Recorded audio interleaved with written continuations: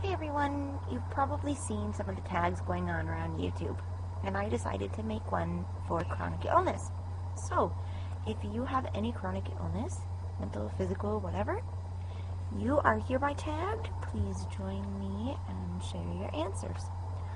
This is a great awareness endeavor that's gone on. There's a mental illness one, there's an anti-bullying one I've seen, and an eating disorder one, so here's a general chronic illness one.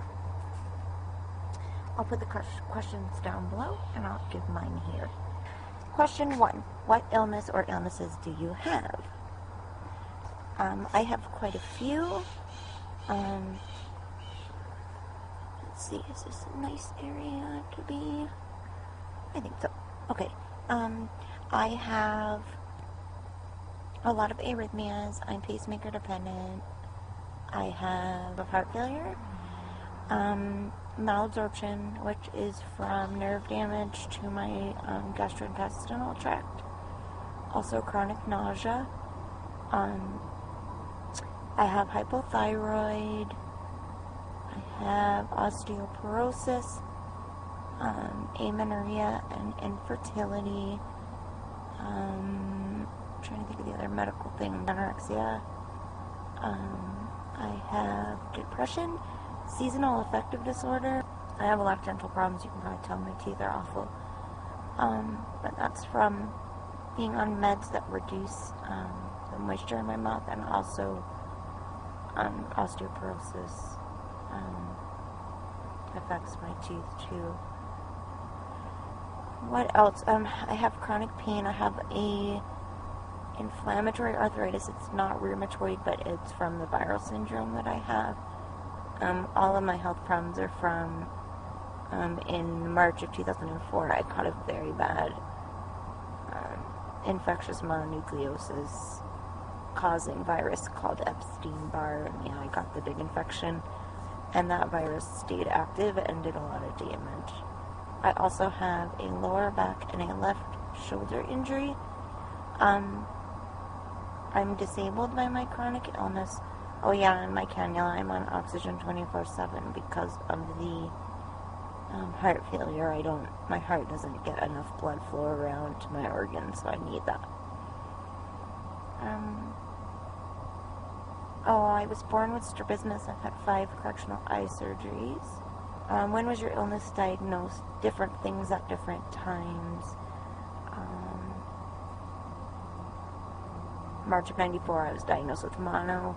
And then the arrhythmias started, I would say, the arrhythmias and labile blood sugar from the malabsorption began in 2005. Then the arrhythmias kept getting worse. I got my first pacemaker in October of 98. Trying to think, my ED got really bad after I when I had to leave school from getting too sick after taking 5 medical leaves. So yeah, this is a big mess. Long stuff with a lot of different years. Have you ever been hospitalized? Too many times to count. Have you ever had surgery? Lots of surgery. I've had an appendectomy. Laparoscopy for endometriosis. This is back in my later teens. I've had 2 pacemaker implants. I've had 5 central line placements, 5 corrective eye surgeries. There's a ton more. I had a diagnostic thoracoscopy to diagnose my heart failure. They went to look at the heart muscle and the pericardium and found that it was the muscle. So yeah, that surgery too, that was like a really difficult one for me.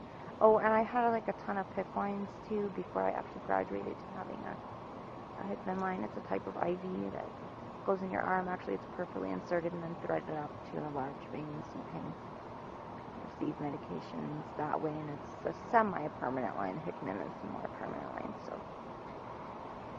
yeah, those kind of things. I've had an angioplasty also for an occluded vein. yeah, I can't remember them all, so, yeah, I guess venoplasty then, or was it an artery? I don't remember, but I got a vein dilated. Dude, I can't keep this stuff straight anymore, too much.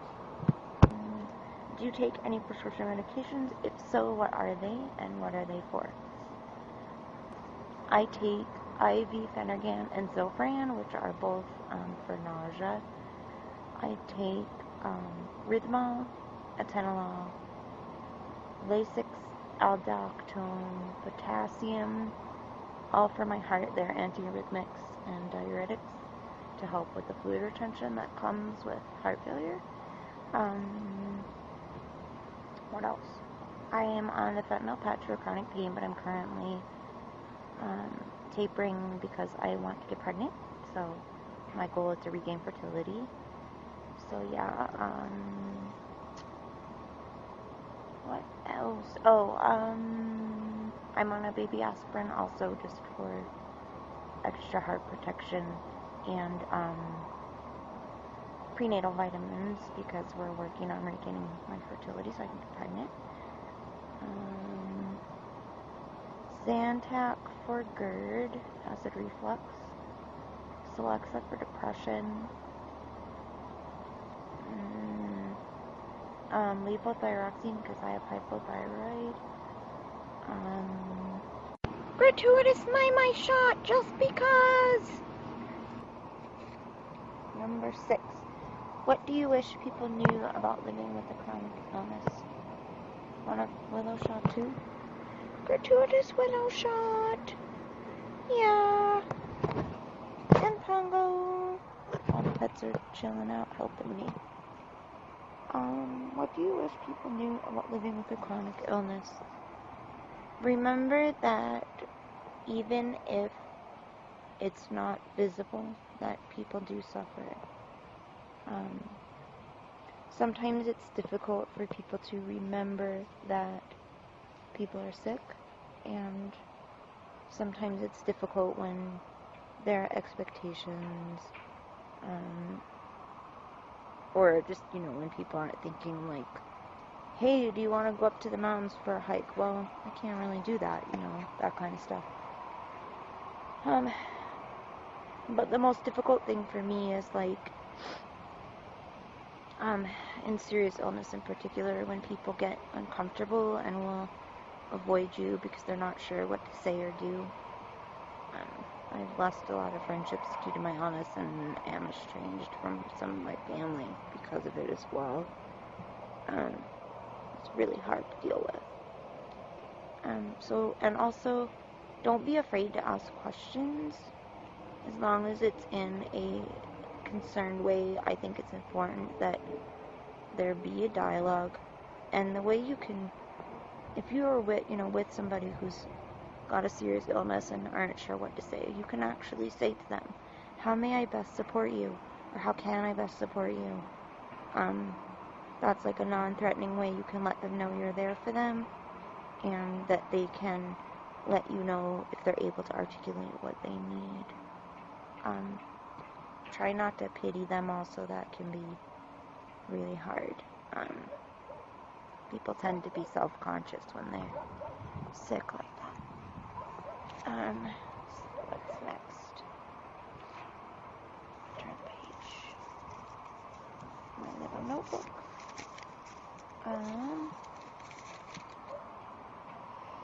What do you think should be done to raise awareness? YouTube is a great vehicle for that. Speaking out, encourage dialogue with family and friends. You can also connect with organizations. Lots of illnesses have that. American Heart Association, American Cancer Society, NADA for eating disorders, National Eating Disorders Association, or anorexia nervosa and related disorders. ANAD is another good one for eating disorder support. Become educated about your illness and share about it. Talk to people, help them become more aware as well. Who knows about your illness? Everybody close to me knows about my illness. Most of it, some of the mental stuff I'm not as forthcoming with, just because it's hard for me. And a lot of people don't understand, and that's hard, but I do try and speak out and be productive. Where did Willow go? Just keep an eye out for my hen. She's probably going to go try and eat the garden. Oh, she's back in the bushes. Okay, that's good.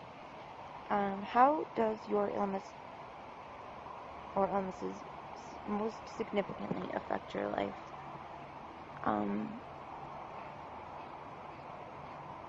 It might be easier to try and think of a way that it hasn't. It affects everything.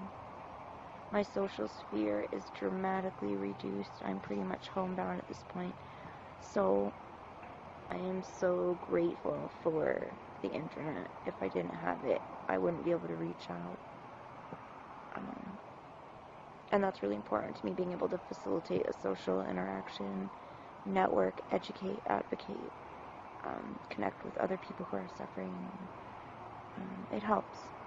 And just to dispel a misconception, people who suffer similarly aren't together because misery loves company. They're together because there are some things you can only understand if you've actually been through it.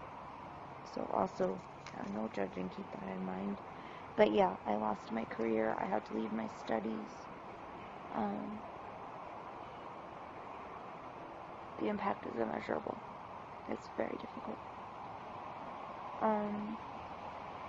Number 10, final question. If you could tell the medical community something about treating your particular illness or illnesses, what would you say? The two most critical areas for me in this are pain management and eating disorders management. With people with chronic pain, if they don't have a visible anatomical or otherwise clinically identifiable cause for the pain, there's a tendency for skepticism, suspicion, labels for being drug-seeking. That kind of stuff is so detrimental, and people are ashamed to even A, admit they have pain, and B, ask for medications that work. There has been a lot of progress in recent years with pain becoming the fifth vital sign, that sort of thing, but there's a lot that needs to be done. Opiophobia and the big stigma about taking pain medications is huge, and this is a big issue. So just as a nutshell, the actual incidence of opiate addiction is extremely low. It's less than 1%. So I would encourage clinicians not to be judgmental and not assume that everybody is drug seeking or making things up for attention or wanting to get high all the time. True addiction is a very rare physical dependence, something totally different. And then with eating disorders, again, there is a profound degree of ignorance, even among mental health professionals, and that's very unfortunate. So for mental health professionals, I would strongly encourage them to get educated and dismiss stereotypes. Eating disorders are not a choice. They are not superficial. They are not because we want to be beautiful and skinny all the time. Like, there are much deeper issues.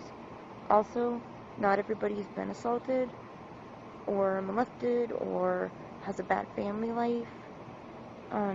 Those are critical issues as well. They can develop, or there's like 3 major components: genetics, society, and personality type, all kind of things, some kind of trigger. Don't make assumptions. And also, please don't lecture and condescend. Oh, you just need to eat more or whatever, because we know that what we're doing is not good. If somebody admits to you that they have an eating disorder, that was a very difficult thing to do, and just please be respectful and sensitive to that. Alright, my long-winded, loquacious tag is finished. If you have a chronic illness, tag your it, fill it out, start sharing. Let's promote some more awareness and communicative dialogue about the issues we live with and how they impact us. Much love, precious ones. Be well. Bye.